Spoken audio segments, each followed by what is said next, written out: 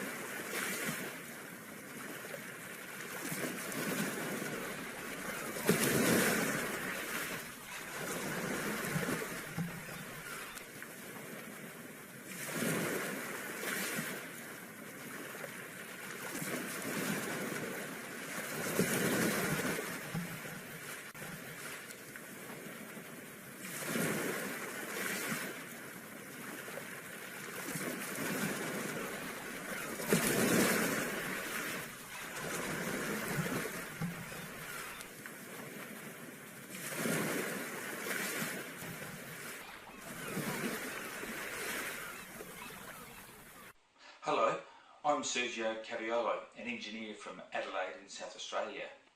I was absolutely bemused by the disappearance of Malaysia Airlines flight MH370.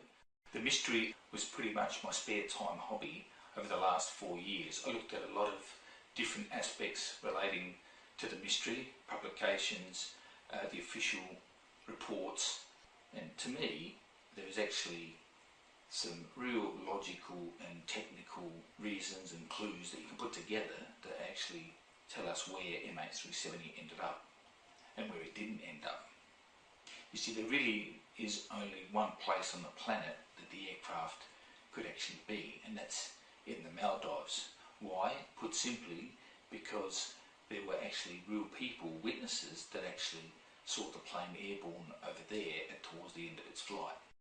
But before you can appreciate that, it's important to understand why the plane is not actually in the southern Indian Ocean. It never went there. So you see, on paper, we understood MH370 had gone to the southern Indian Ocean or was somewhere along the 7th arc. So we focused the search in that region. However, physically, MH370 was actually never on any of these rings. It was actually somewhere else. The true aircraft location rings, when you analyse the raw satellite data from first principles, are not here. They're actually here. Ping 1,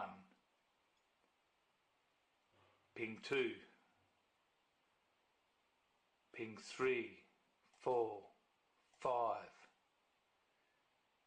Ping 6, 7, the 7th arc, the 7th arc, the 7th arc. This is where the Inmarsat 7th arc is actually located.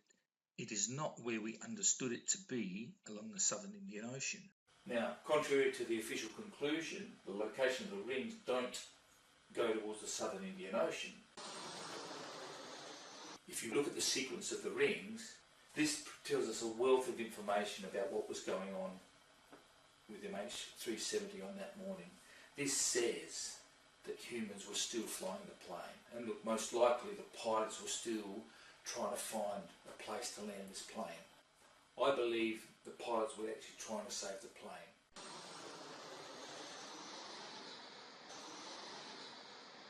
I certainly don't believe in any of the hijacking, rogue pilot, suicide mission theories that are bantering around with MH370.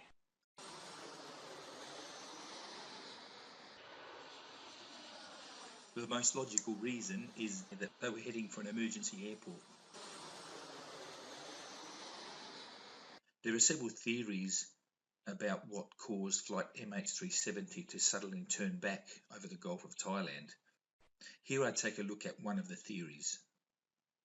So one of the things that might have caused MH370 to suddenly turn back over the Gulf of Thailand is some sort of external engine fire. The conclusion from my investigations is that the pilots of MH370 are stuck with a plane they can fly, but they can't land it.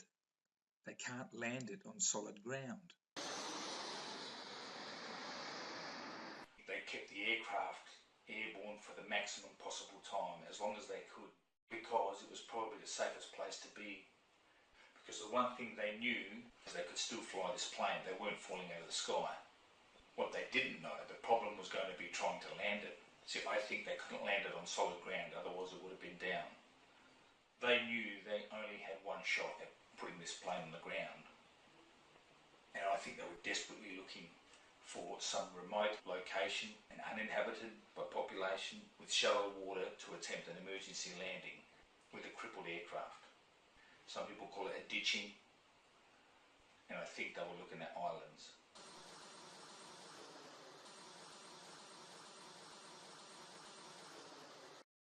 But you can start to understand this once you have the aircraft location rings, the Inmarsat ping rings, correctly projected.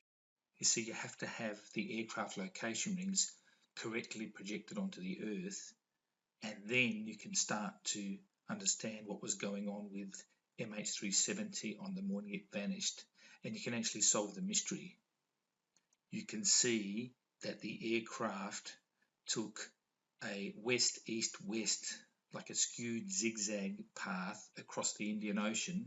The eyewitness sighting is probably the most important piece of the puzzle, where you actually had real people that saw this aircraft. They described it perfectly, flying in their skies. So obviously if it's there, it can't be in the southern Indian Ocean, and there's obviously a problem with the way the analysis was done, or the Inmarsat data back in 2014. Hold that thought. So make no mistake, the aircraft that was in the Maldives on the morning of 8th of March 2014 was Malaysia Airlines flight MH370. It's corroborated by the raw satellite data if you analyse it from first principles methods. You see, from the air, the reef flat of an atoll, it looks like a pad where you can try and land an aircraft on, and without causing any injury to anyone on the ground if you find a clear spot. From a pilot's perspective, there's essentially a makeshift runway here to attempt a landing. You've got some shallow water, you've got some hard rock underneath, so it was probably the only thing the MH370 pilots had by way of a landing strip under the circumstances. Now, I've been to the region, and I can tell you there is absolutely nothing around for kilometres, but the problem is, on the atoll, it's like landing on the top of an underwater volcano, and there's absolutely no way of knowing exactly how the aircraft is going to stop. So here's my scenario. The pilots came in to land along the atoll, and they're coming in to land on the atoll, flaps down, flaperon down, and they come in and they touch down in the water. You remember the trailing edge of the flaperon and the Tanzanian flap is all scraped away. Well, to me, you would get that as a result of landing on the hard coral reef surface of the Maldives atoll as the plane landed and scraped after sinking from the water.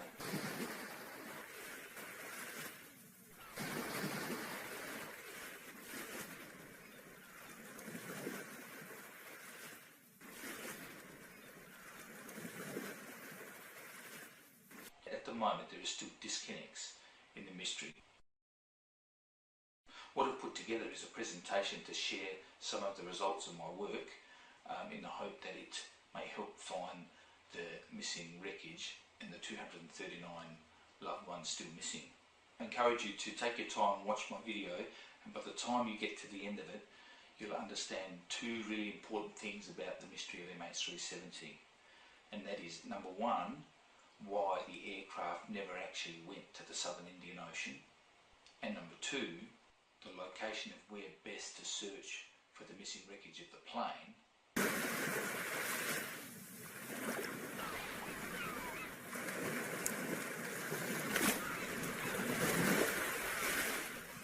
The other part of this presentation is for me to show you, take a closer look at this submerged aircraft object that I found back in 2015 and helping you understand why I'm convinced it's an aerial image of the missing wreckage of Malaysia Airlines flight MH370.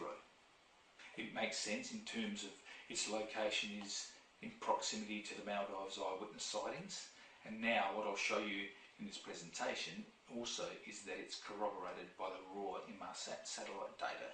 You see, it has all the makings of being the missing wreckage, and it corroborates with a lot of the other key pieces of the mystery, which I also talk about in this presentation.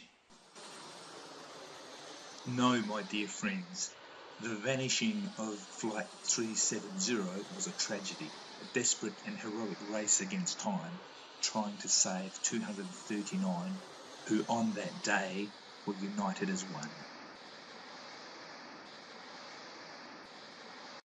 So where is Malaysia Airlines flight MH370? Why is this such an unprecedented mystery? A most bizarre mystery.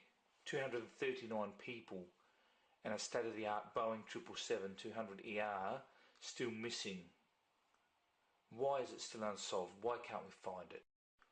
Well, we have the official conclusion that says flight MH370 ended up in the southern Indian Ocean. Just quickly to recap, the aircraft took off over the Malaysian peninsula heading towards Beijing from Kuala Lumpur, did a sudden turn back over the Gulf of Thailand, and then was tracked by radar heading northwest towards the Andaman Sea. Now we know the aircraft kept flying for some 7+ hours because it was tracked by an Inmarsat satellite network which was exchanging messages with the satellite terminal on board the aircraft and the Perth ground station. Now the analysis of the raw Inmarsat satellite data used timing information out of the raw data logs and calculated the range of the aircraft from the satellite and projected a set of what they call location rings or handshake rings or ping rings over the course of the flight, where the location of the aircraft was unknown and the path of the location rings showed that MH370 tracked to the southern Indian Ocean.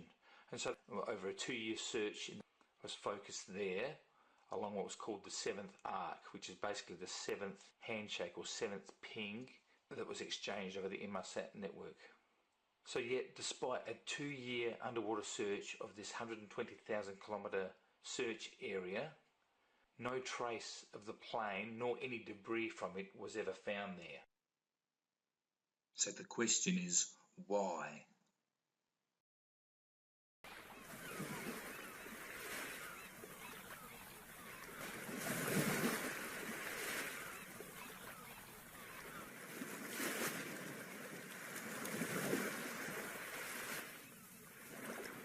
The problem is that there are still disconnects in the mystery of flight MH370. There are pieces of the puzzle that should fit together, corroborate, but they don't. So when you look at all the pieces of the MH370 puzzle, so I think there's 6 really important pieces that actually tell us where MH370 ended up. I've drawn them in here on a Venn diagram. It's a good tool. It lets you group related pieces of information or related objects together. So what I've done here is I've put all the pieces together that suggest MH370 actually did end up in the Maldives, and I've put the other circle here, which represents the data, information, analysis that says MH370 ended up in the southern Indian Ocean. So what we have is the Maldives eyewitness sightings. We have a number of people, 25 individuals who are adamant that the aircraft flew over the Maldive Islands. We have a submerged aircraft object that I've been investigating that's in Maldivian waters, and it has all the makings of being the wreckage of Malaysia Airlines flight MH370.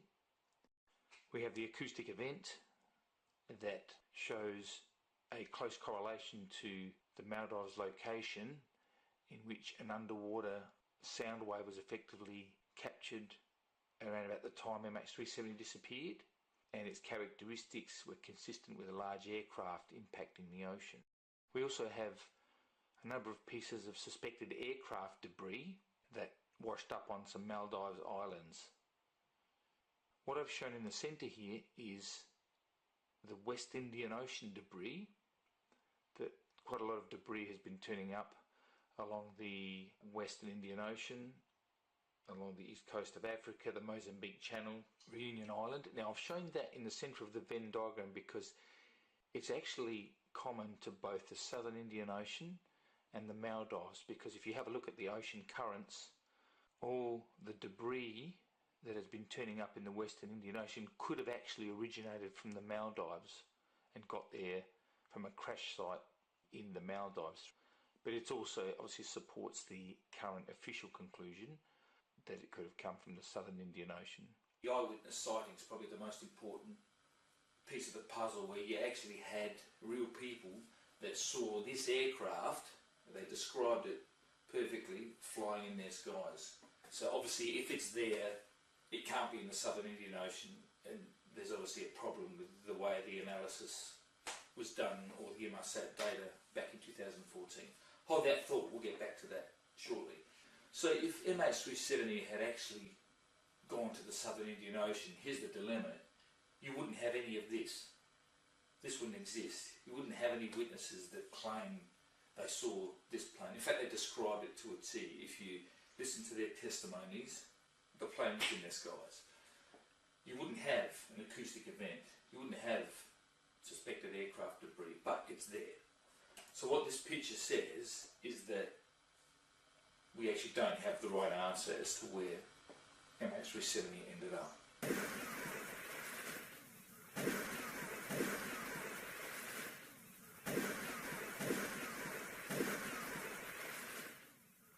What it really says is that MH370 never went to the Southern Indian Ocean.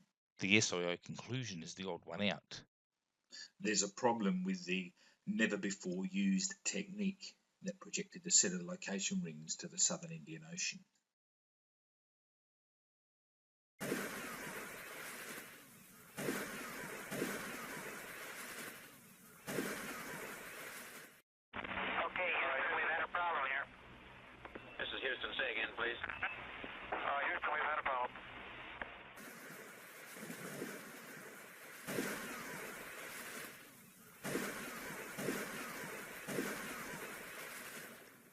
The most important question that needed to be answered to solve the mystery of MH370 is this. Why does the Inmarsat satellite data not corroborate with the Maldives eyewitness sightings? What I've shown here is the seventh arc, the Southern Indian Ocean conclusion, which was a location that was derived by calculation of timing information back in 2014 from the raw satellite data. And over here, some 5,000 kilometres away, we have the Maldives eyewitness sightings of MH370 flying over the Maldives. You see, if you look at the two events at a slightly broader scale, they're actually connected in time, they corroborate in time. Why do I say that? Well, because the last handshake that was recorded on the satellite log at 019 UTC was only 56 minutes earlier than the Maldives sightings of MH370 flying over the island of Kuta Huvadu. So in time, the two events corroborated. But the way the analysis of the location based on the satellite data was done, it disconnected the two by about 5,000 kilometres. So that's a problem in itself. You see, so from both perspectives, they should actually match, because the Maldivians are adamant they saw this plane, and we know that it also got tracked by the satellite data. The plane was traveling from this direction to that direction. I was remembering the colors of it.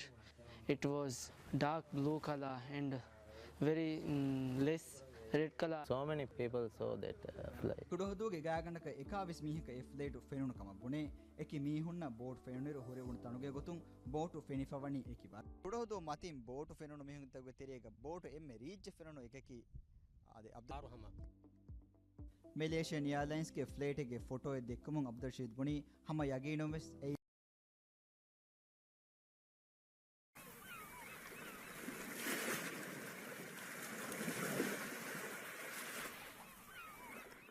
Now let's take a look at what I call independent evidence 1, IE1, and that is an aerial image of what I believe is the missing wreckage of Malaysia Airlines flight MH370 resting in waters of the Maldives after an attempted emergency landing or ditching in this remotely isolated and uninhabited location. See, it has all the makings of being the missing plane. Here's a zoomed in picture of the submerged plane, and I've highlighted the features just to reiterate that it's an aircraft, it's a plane, and it's the size of a Boeing 777. So here's the two wings. Let me draw that for you. Here's one wing here, looks fairly well intact, and here's the other wing on the opposite side that actually looks a bit twisted. Up the top we have what resembles a tail assembly, and here is the central fuselage. Notice here it actually looks like it has the bulge that's typical of the underside of a Boeing 777. So when I looked at this for a while, at one point I thought it's possible that I'm looking at an inverted plane, that it's upside down. It might have flipped as it was sinking, so we're looking at the bottom side. That's just an observation. So try this little exercise. If you take a screenshot of this image on your mobile phone, zoom into the right wing here and take a really close look at it, you can actually see a chunk missing where the right flap is missing. Have a look. It looks like a plane. The shape of this object resembles that of a plane. Look at the image here. It measures 60 meters approximately by 60 meters. You compare that to the wingspan and length of a Boeing 777-200ER, it's very close. This is about 61 by 64, so they're on par. It has all the features of an aircraft: two wings, a tail, and a central fuselage.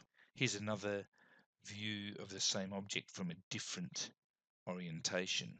So I've labelled what looks like the tail, two wings. At the front end here we have what looks like, to me, a broken nose section. It's disconnected from the rest of the submerged plane here. Now, interesting, if you remember some of the debris, there was some debris from the interior cabin, just behind the first class cabin. So this would support the fuselage having an opening where some of the internal debris can actually escape. What's also important is to recognise that it actually appears to be near fully intact. Now you would get that typically from the plane sinking as a result of an attempted emergency landing or ditching in the location.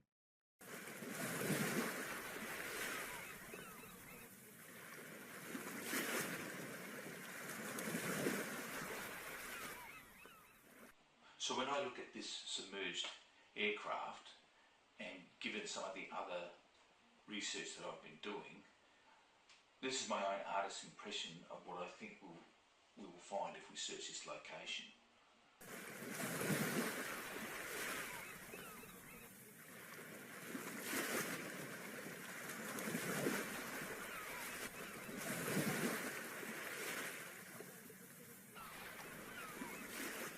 So I think most of the fuselage is fairly well intact, but possibly damaged and a little bit twisted.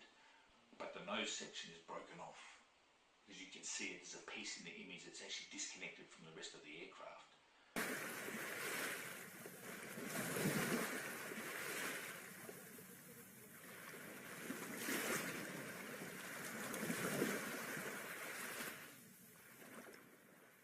This will certainly explain a lot of questions in regards to why no major pieces of debris have actually been found. Most of it's still intact and with the aircraft. It also helps explain why some internal pieces of debris have been discovered. With the nose section separated away, obviously some of the loose internal debris can actually drift away from the wreckage site.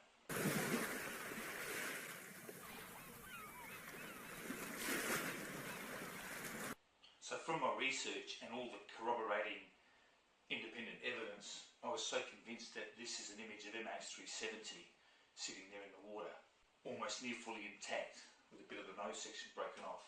So in December 2015, I took a trip to this remote location in the Maldives. Water.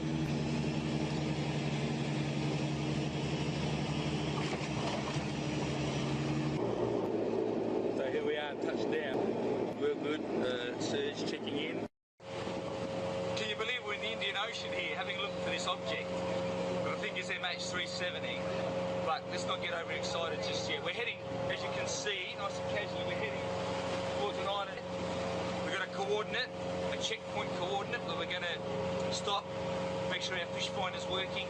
We know it's working, we're just going to deploy it and check the depth. There's a depth check as we head in. Now, really excited at the moment, and hopefully the weather holds up and we'll be able to have a bit of a look around. So we checkpoint, then we get a scan, pick up the coordinates, and then with a bit of luck drop a camera and have a look. Stay tuned. You can see the blue coral reef edge in the distance there as it meets the islands. You see with an echo sounder, something like this on the seabed will show up as big lumps or some rigid shapes. So here's a snippet of some of the 2D sonar imagery I collected whilst I was scanning over this object.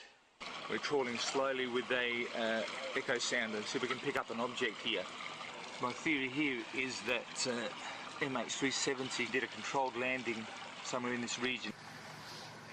This is an extract from a report that I've put together on this particular sonar detection.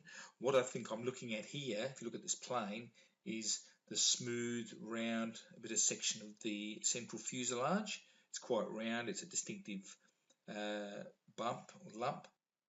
There's a bump there, look at that. To see what this is. From TR1 to NL1. TR1 to NL1. Almost very close to NL1. Now we're at NL1.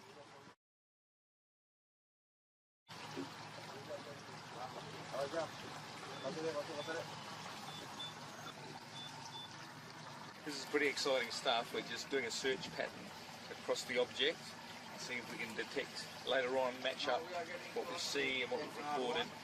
In this next sonar video snippet, to me it looks like I've captured the wing piece of the aircraft. You can see a distinct sort of triangular shape with quite a distinct sharp angle and straight edge. Probably the very tip of the wing is broken off, but you can see the shape as it comes away from the fuselage, and then the straight edge when it comes down, suddenly you get a round raised bit, which is potentially the engine housing or a bit of the fuselage. Take a look.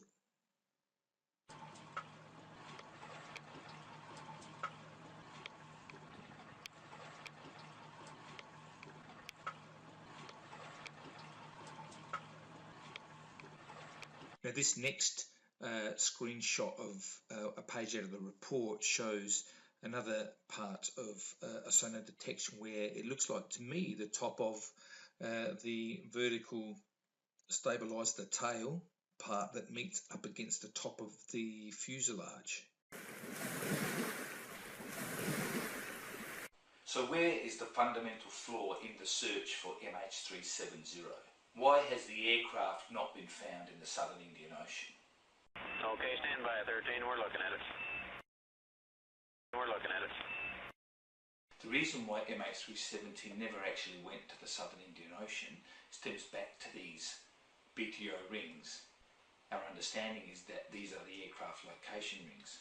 The problem is that actually these are not the aircraft location rings. What they are is exactly what the name suggests they are. These are BTO rings, burst timing offset rings.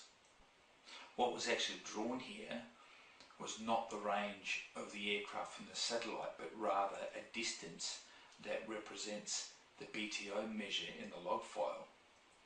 In order to correctly project the range of the aircraft from the satellite, you actually have to use the round trip time of a message handshake, or the pings that were sent over the Inmarsat network. The method that was used to analyse the raw data and produce these rings essentially took the BTO value, the burst timing offset value, and added a BTO calibration constant to the numbers and called it the round trip time. But that's actually not correct. That's not how the physics works. What you have to use is actually the round trip time of the message handshake, and from that you take away the processing delays around the link, and what you're left with is the correct time value that you then can derive the range from and project the location of the rings.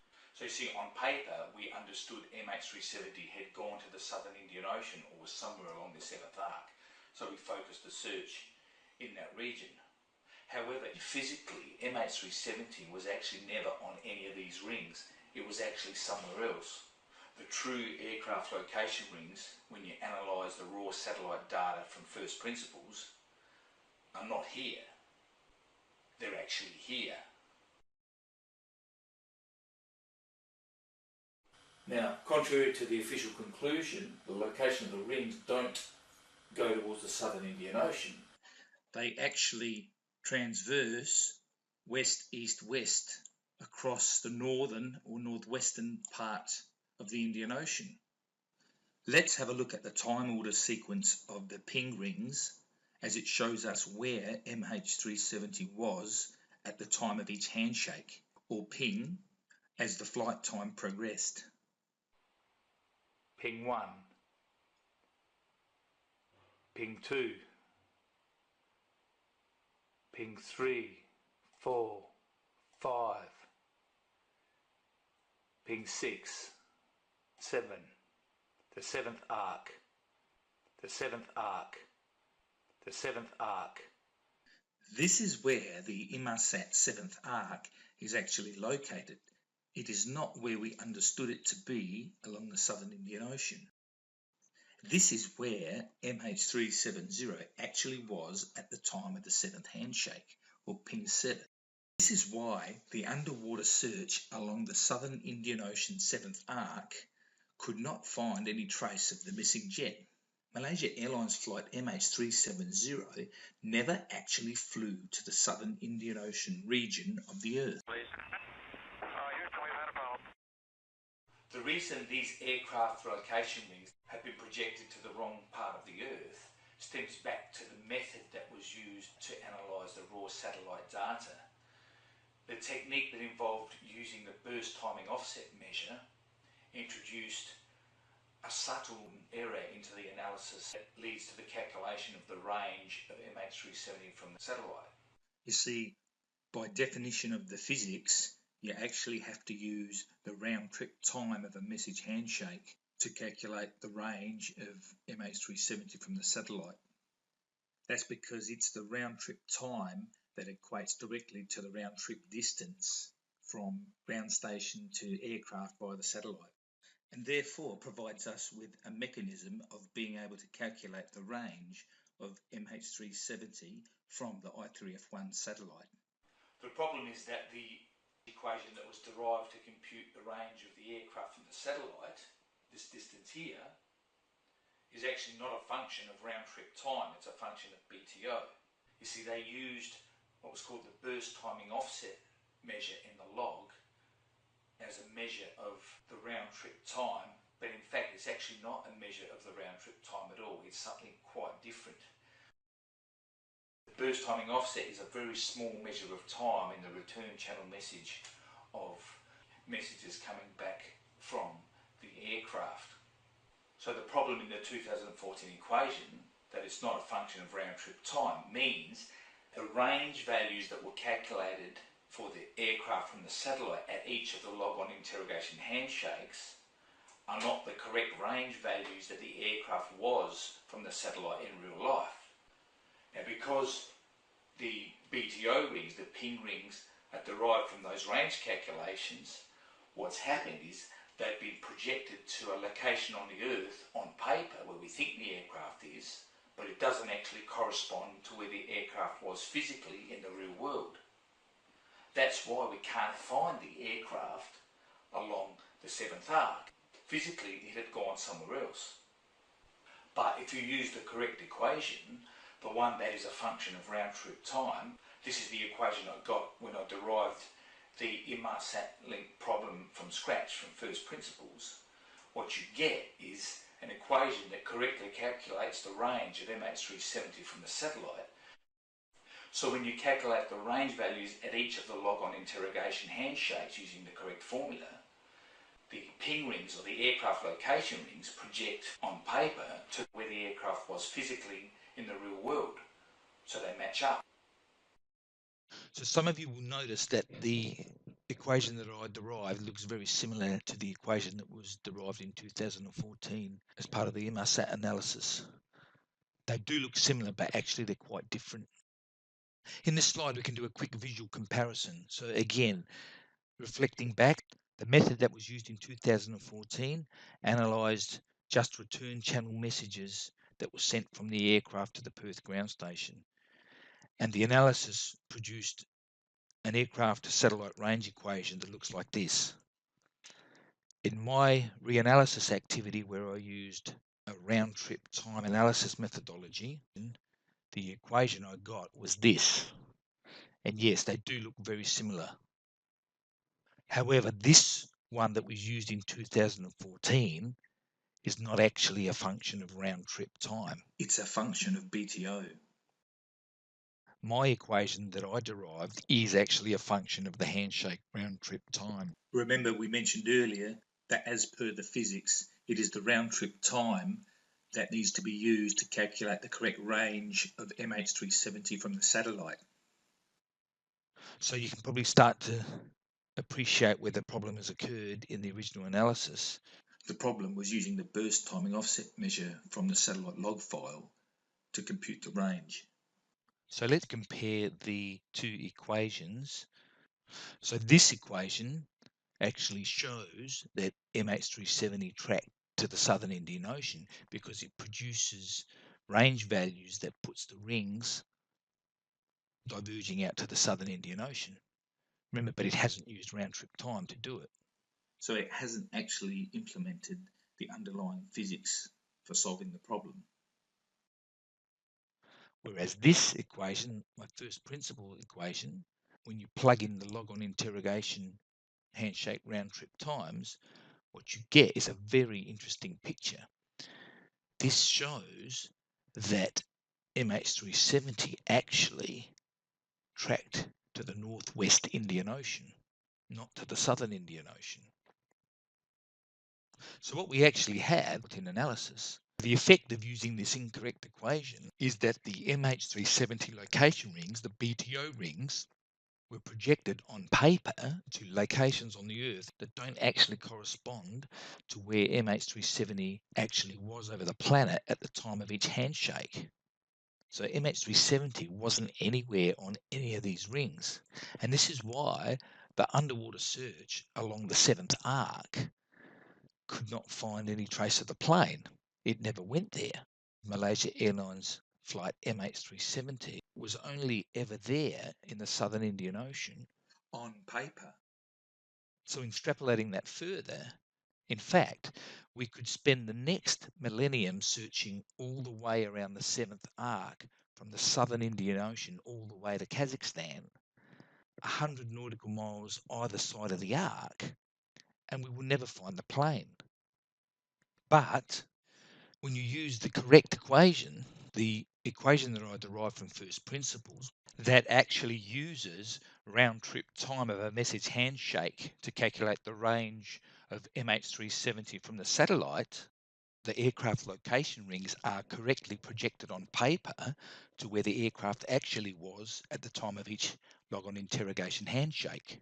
In part 2 of my presentation, I'll go through in closer detail about how I reanalyzed the raw satellite data and derived my MH370 range equation. So let me show you once again where MH370 actually was at the time of each of the Inmarsat handshakes or pings.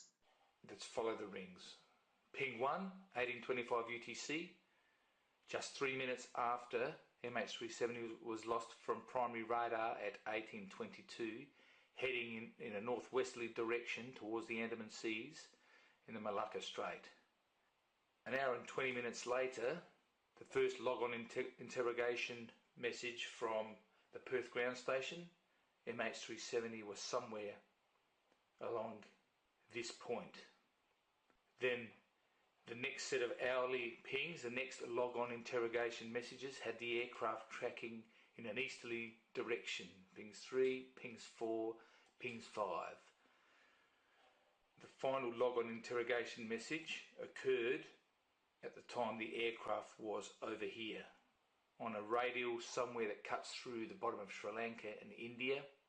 And only 8 minutes after that is the 7th arc, ping 7, the 019 UTC message exchange, the last message on the Inmarsat satellite log. What's the key here? Very important, because at this point, at about 56 minutes later, less than 800 kilometres away, MH370 was seen approaching the island of Kudahuvadhoo in the Maldives at 0115 UTC. This is where you'll find the missing Malaysia Airlines flight MH370. It is in Maldivian waters. This is the importance of the satellite data. It actually filled in the picture between when the aircraft was lost off radar heading northwest up the Malacca Strait towards the Andaman Islands, and then it didn't appear again till about 0115 when it popped up over the northwest of the Maldives approaching the island of Kudahuvadhoo. If we superimpose an example flight path that fits these aircraft location rings, you can see which way MH370 actually ended up on the morning it vanished. It actually flew in a westerly direction, then came back easterly, and then flew back in a westerly direction. Note here the time of the last several handshakes actually have the aircraft on a radial that cuts through the bottom of Sri Lanka and tip of India. At the time of the 011 UTC handshake and the 019 second log-on attempt, MH370 was actually well en route towards the Maldives. It was just 800 kilometres and less than an hour away from the sightings that occurred over the islands of Kudahuvadhoo in the Maldives. That's why the aircraft was seen above the islands in the Maldives. It was actually there. It's corroborated by the raw Inmarsat satellite data, but you have to analyse the data using the correct technique. In this example flight path, MH370's gone, they're heading somewhere, they're going to it. The pilots are flying somewhere initially, and then there's a change of plan. At ping 2, there's a change of direction. The aircraft suddenly changes and goes back in an easterly direction, either tracks east, southeast or northeast. I've shown these as a path heading back towards the Andaman Islands, and I've done that for a reason, because I think the pilots were probably looking for an island, somewhere to land this plane, trying to work out where best to put this plane down without incurring any other casualties on the ground. Ping 6 occurred when the aircraft was on a radial that cuts the bottom of Sri Lanka and India through here. So ping 6 and 7 are very close towards the satellite, and more importantly, very close to the Maldives. Remember we spoke earlier how The satellite data and the Maldives sightings always corroborated in time, but they didn't in location with the way it was analysed originally back in 2014. Well, this says that they corroborate entirely in both time and in space, in location. At the time of the last message on the satellite log at 019 UTC, the aircraft was 56 minutes away and about 800 kilometres away from when the Maldives sightings saw this aircraft approach from the northwest over the island of Kuta Huvadu. So make no mistake, the aircraft that was in the Maldives on the morning of 8th of March 2014 was Malaysia Airlines flight MH370. It's corroborated by the raw satellite data if you analyse it from first principles methods. This is where you'll find a wreckage of Malaysia Airlines flight MH370. It's in the Maldives. The plane was traveling from this direction to that direction. I was remembering the colors of it. It was dark blue color and very less red color. So many people saw that flight. Kudohuduge gaganaka ekavis mihika flight fenunu kama bune to matin boat fenunu mihun tagwe terega boat emme reach fenunu ekaki ade abdurrahman Malaysian Airlines ke flight ge photo e dekkumun Abdurrashid buni hama yaginomes ei hama. So the Maldives eyewitness sightings, this was the most important clue as to where MH370 had ended up on the morning it vanished. Multiple eyewitness accounts of this aircraft approaching the island of Kuta Huvadu from the northwest. Those sightings put this aircraft at an exact location on the planet, at an exact moment in time and at a crucial time towards the end of its flight of where this plane ended up after being missing for almost 7 or so hours. So don't forget to watch the IE3 trailer, the Independent Evidence 3 trailer at the end of this video. We'll do a recap on the Maldives eyewitness sightings of MH370 over the Maldives on the morning it vanished. By the way, I also include some video snippets of some new witnesses I found during my visit to Gadifushi Island in December 2015. There were eyewitnesses on 2 islands on 2 neighbouring atolls that all saw and reported MH370 flying over their islands on the morning of 8th of March 2014. It truly was there.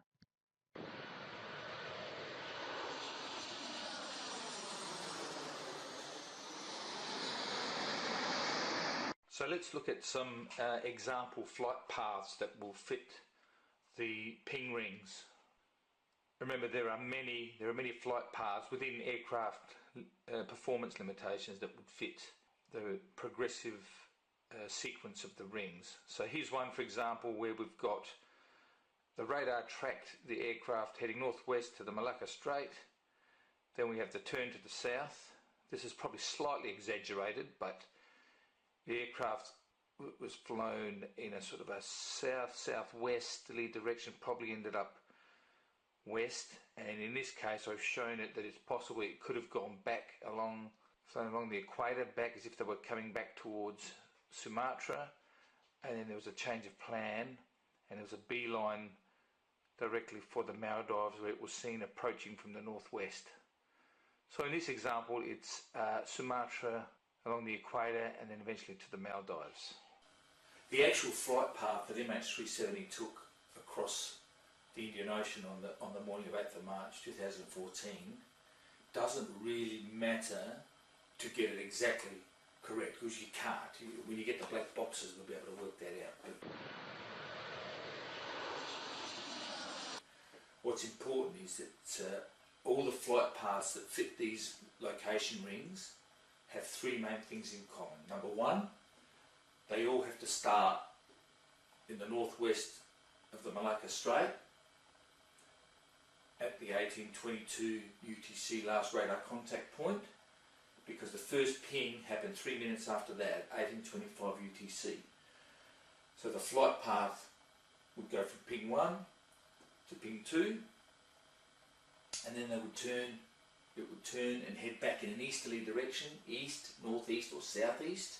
Remember, you can think of these cross points as movable dots along the rings. So within limits, the aircraft could have flown in any sort of direction within limits of an arc. So the next point, they all have to follow the same sequence. So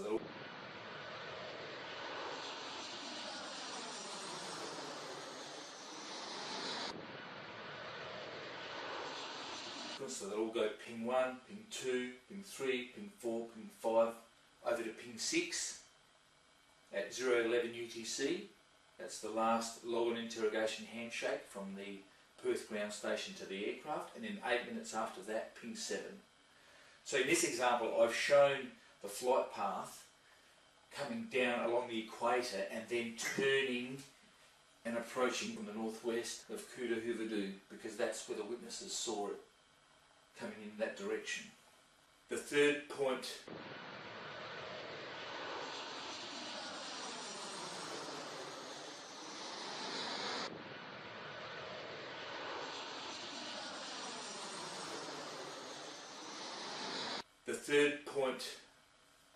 of whatever flight path we come up with is that all flight paths end up coming through over the top of Kuta Huvadu, approaching from the northwest.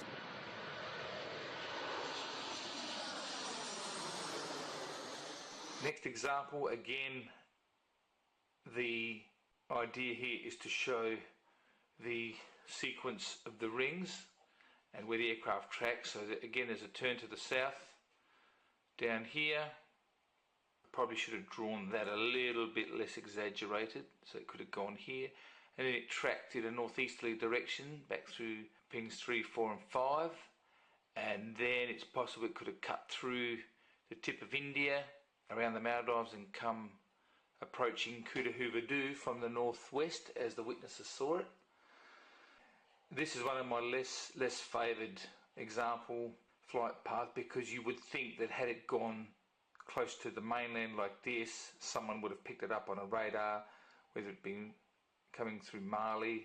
So I tend to favour either the middle of the ocean type path along the equator, or this particular example here, which lends itself to the location of the rings being such that the pilots were actually looking at islands. See, I think they were actually looking at islands, somewhere to ditch this aircraft that had been crippled, and they had to ditch the plane. So I've shown this one, turn to the south, heads towards ping 2 in a westerly direction, then it turns and heads in an easterly, northeasterly direction, and you'll notice the Andaman Islands are up here. So it's possible they had a look at the Andaman Islands to see if there was somewhere possible to land it. Mind you, in this period, don't forget, perhaps part of the reason for the turn back towards the east is that at this point they were still in darkness. There was no sunrise here just yet, so tracking in an easterly direction, obviously they're travelling towards sunlight, daylight, and obviously visibility to help assess the situation and work out where to land this Boeing 777. So at that point we know, when you look at the handshake 6, that obviously there was something that potentially, if they had gone to the Andaman Islands and thought it's too risky, too dangerous to try and land there, they've decided and made a decision to go to the Maldives.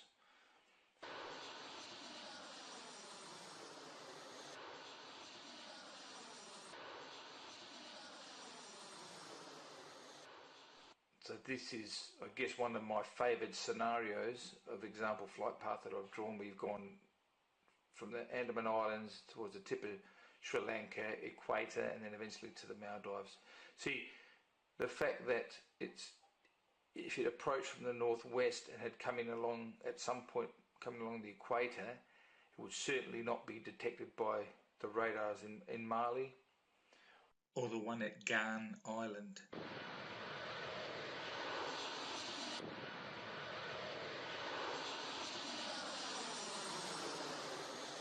If you look at the sequence of the rings, this tells us a wealth of information about what was going on with MH370 on that morning. This says that humans were still flying the plane, and look, most likely the pilots were still trying to find a place to land this plane. I believe the pilots were actually trying to save the plane.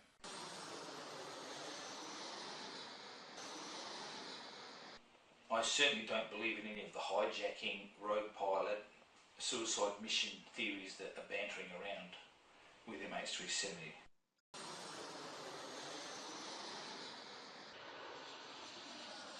The most logical reason is that they were heading for an emergency airport. There are several theories about what caused flight MH370 to suddenly turn back over the Gulf of Thailand. Here I take a look at one of the theories. So one of the things that might have caused MH370 to suddenly turn back over the Gulf of Thailand is some sort of external engine fire. Here's an image I found of an example showing a right-hand engine fire where you can see the flames are shooting out under the right-hand side wing. My train of thought around, for example, if something like this was the cause of the sudden turnback of MH370, we can understand there's quite a lot of frantic activity going on in the cockpit to get this plane back to the mainland.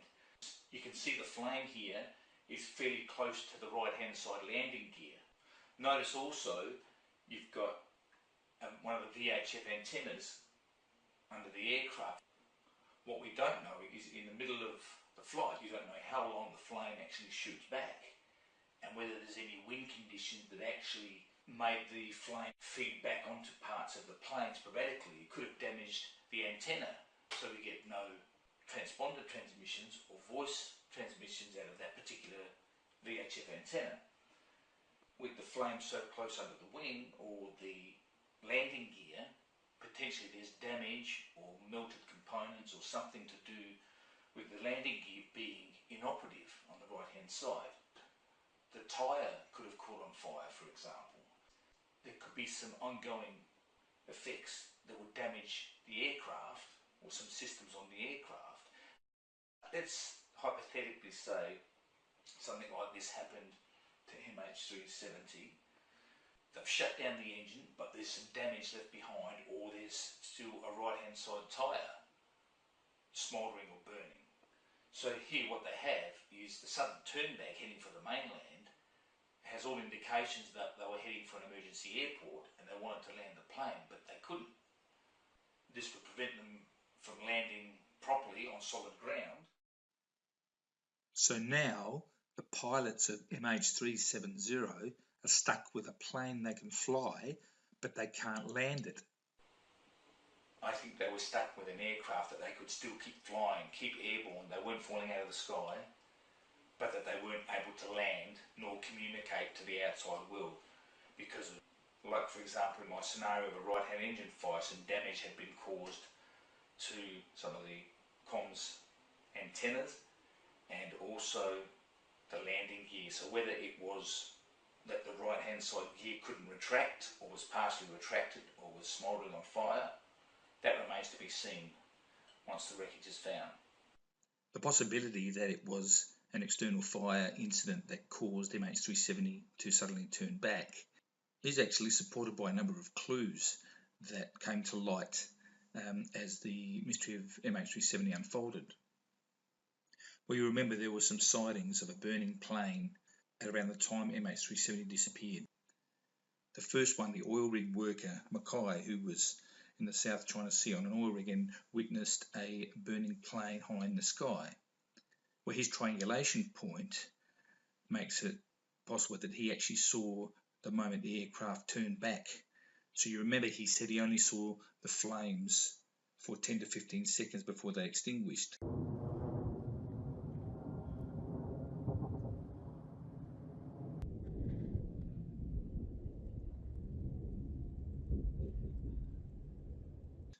So he probably witnessed the moment the right-hand side engine was shut down, or that the plane shot up to 45,000 feet, or likely even higher, to remove the oxygen and extinguish the fire.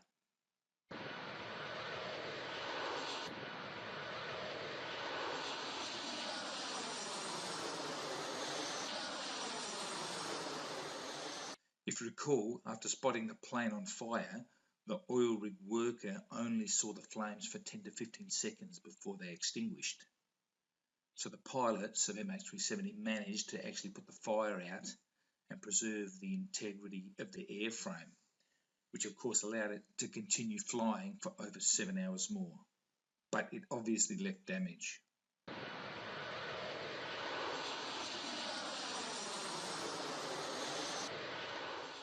By the way, you can do some analysis that actually allows you to determine it was quite possible that Mike McKay did actually see MH370 at high altitude over his horizon. So now the pilots of MH370 are stuck with a plane they can fly, but they can't land it. They can't land it on solid ground. Or maybe they were concerned that the undercarriage of the aircraft had been structurally damaged or compromised by the fire. They can't land it on solid ground.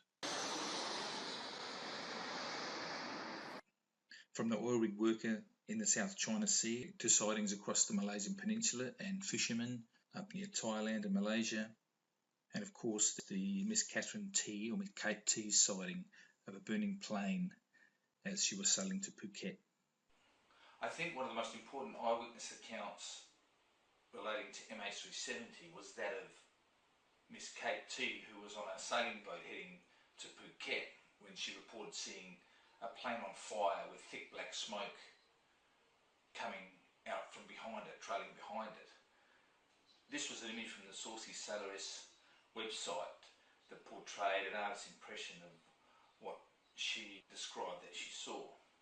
Now, I've heard a number of different explanations for what the orange glow could be, except for the most obvious one, and that is what Miss Kate T was looking at was the orange glow was the effect of flames burning on the other side of the plane, the side she couldn't see, and what she was seeing was the effect of an orange glow under the shiny reflective fuselage of a typical aircraft like this.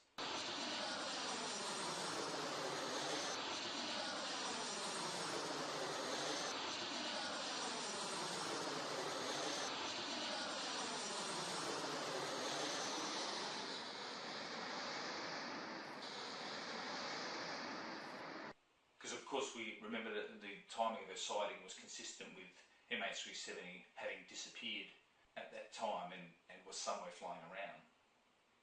Notice once you have the MH370 location rings correctly projected, these rings also corroborate with the sighting of Miss Catherine T of a burning plane going north to south across her boat as she was sailing across the Indian Ocean.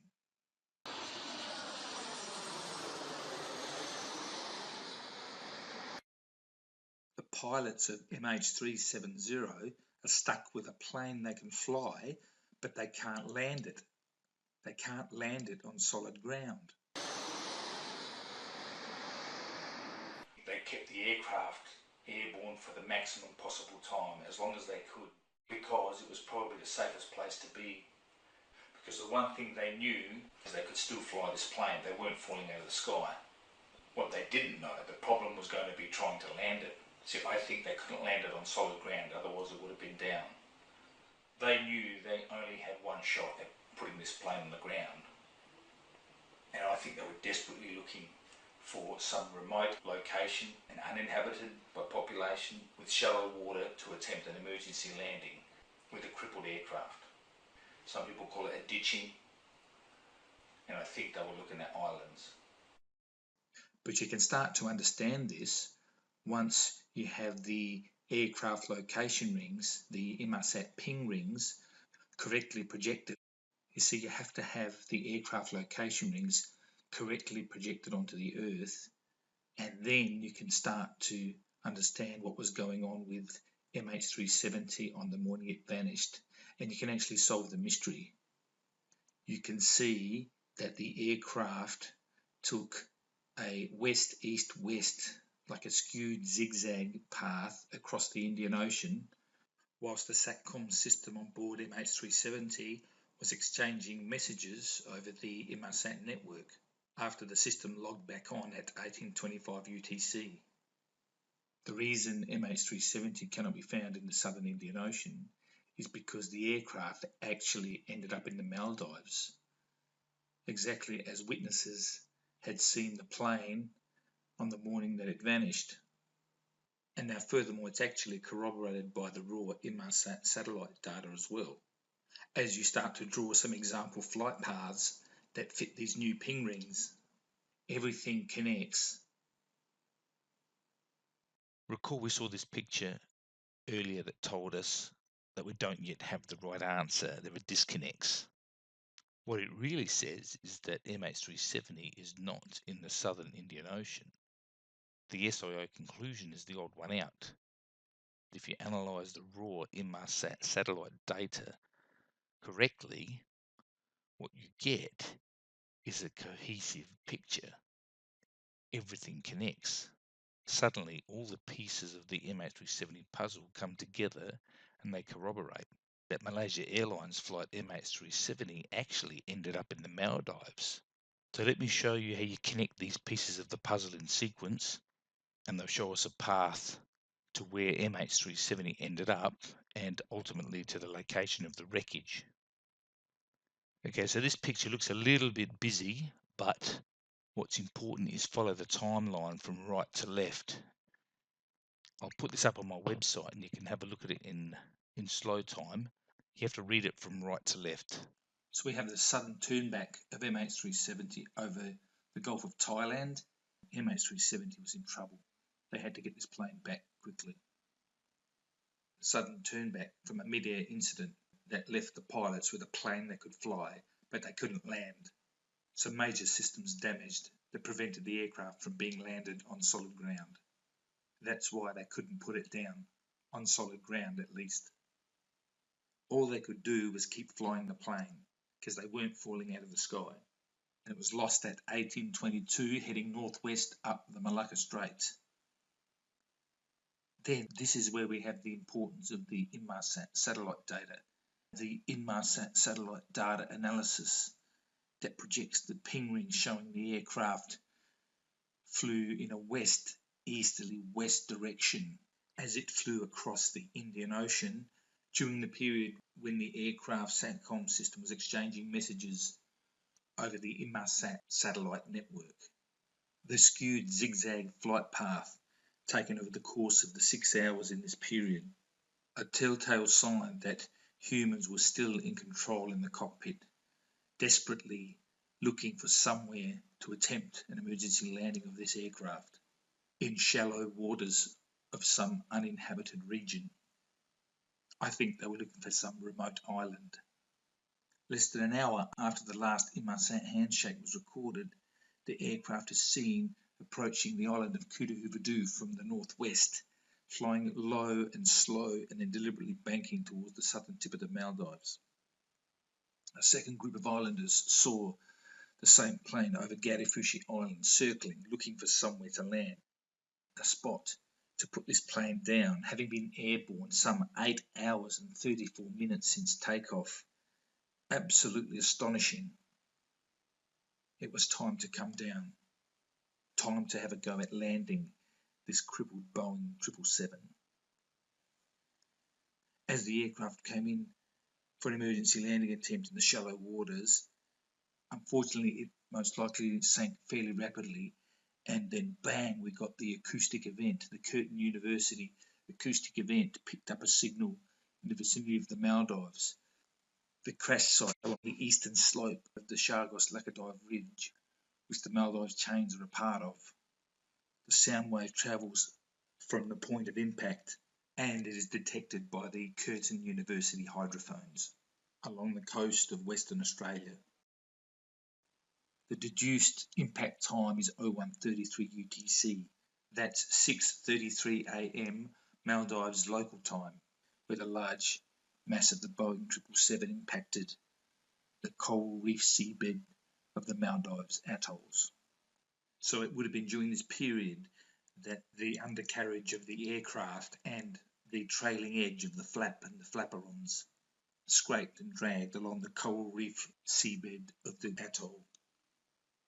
The superstructure eventually coming to rest, by and large, near fully intact. I suspect broke into a couple of large sections here. In particular, the nose section appears to be broken away. And this is an image of what I believe is the missing Malaysia Airlines flight MH370 submerged in the waters of the Maldives. In proximity to the Maldives, eyewitness sightings. You see from the air the reef flat of an atoll. It looks like a pad where you can try and land an aircraft on, and without causing any injury to anyone on the ground if you find a clear spot. The round edge rim of an atoll looks like a runway. So you can easily understand how, from a pilot's perspective, there's essentially a makeshift runway here to attempt a landing. You've got some shallow water, you've got some hard rock underneath. So it was probably the only thing the MH370 pilots had by way of a landing strip under the circumstances. Now, I've been to the region and I can tell you there is absolutely nothing around for kilometres, but the problem is, on the atoll, it's like landing on the top of an underwater volcano. And there's absolutely no way of knowing exactly how the aircraft is going to stop. So here's my scenario. The pilots came in to land along the atoll, and they're coming in to land on the atoll, flaps down, flaperon down, and they come in and they touch down in the water. You remember the trailing edge of the flaperon and the Tanzanian flap is all scraped away. Well, to me, you would get that as a result of landing on the hard coral reef surface of the Maldives atoll as the plane landed and scraped after sinking from the water.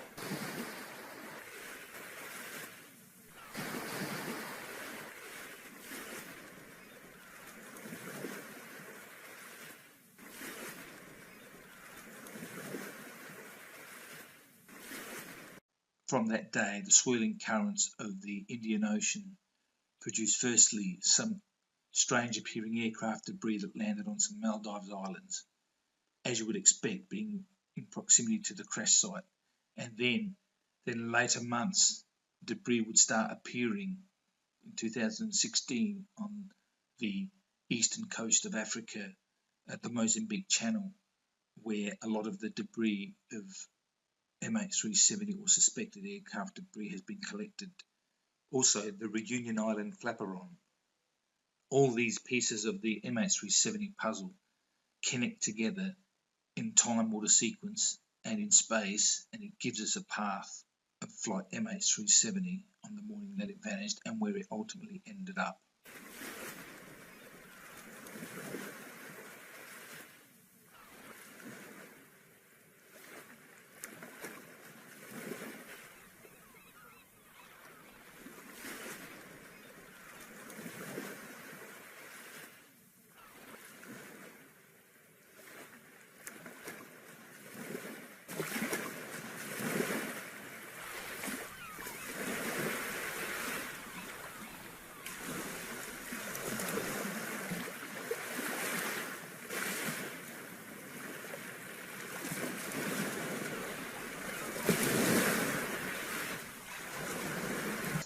The vanishing of Flight 370 was a tragedy, a desperate and heroic race against time, trying to save 239 who on that day were united as one.